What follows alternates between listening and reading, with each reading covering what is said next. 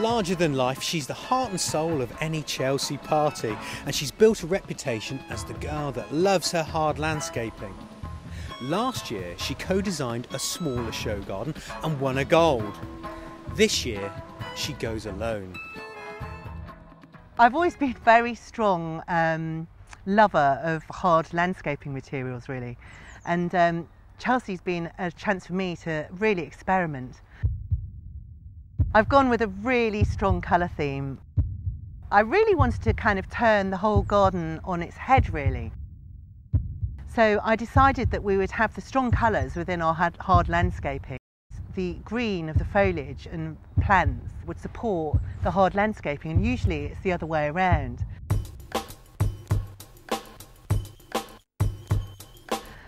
So the garden is very red, a literal translation of the British Heart Foundation's work. With the planting, I've really tried to focus on texture and colour, and also the range of tones within leaves as far as glossy shapes and things like that are concerned. I've tried to use the vertical space as much as possible. We've got huge great limes that surround the garden at the boundary, and they're interesting not only because they're native, but they have these wonderful heart-shaped leaves. And when they're young, you can actually crop and eat those as a salad as well. So they're important trees for me. They kind of get across all of the messages. I'm also including certain plants that are involved with cardiology. There are some stumps of Salix caprea that I'm using beside a central pool, and that's a really important plant as a source of aspirin. I want the garden to celebrate life in all its forms, so actually the natives should bring in lots of insects, and that will keep it buzzing with life.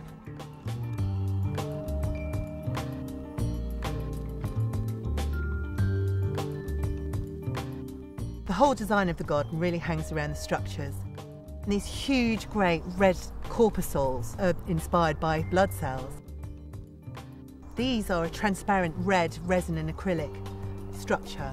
We've had to actually invent the material that they're made from.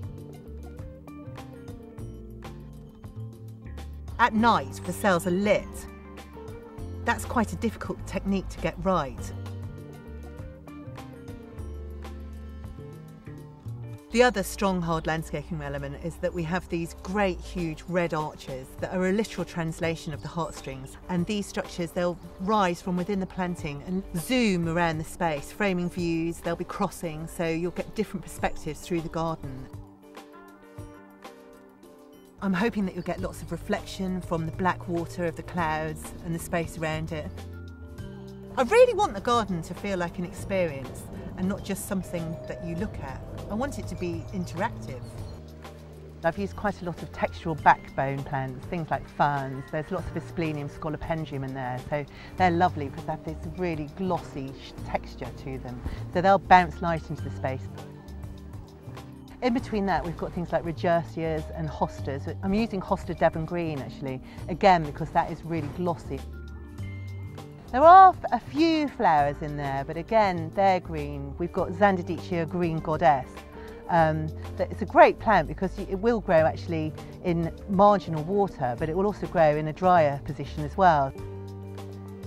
I'm using some tall plants like Angelica to give us some height because they'll kind of be able to screen some of the red and actually separate it from the viewpoints in certain areas of the garden. And that's going to be important to make sure the red doesn't dominate too much.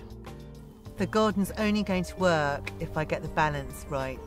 The red needs to be the main event, but it also needs to be toned down and yet enhanced by the green of the planting.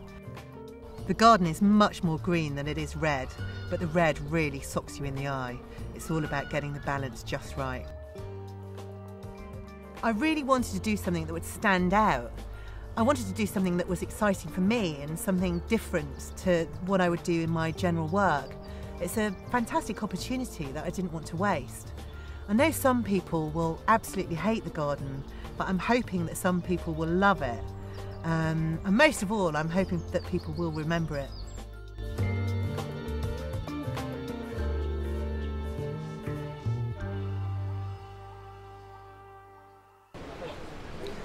The garden and Anne-Marie are like a breath of fresh air. It might be her first large show garden, but boy does she know how to put on a show. It's vibrant, it's colourful and it's creative. But most importantly of all, it can be viewed from the paths, which after all is the least the paying public deserves.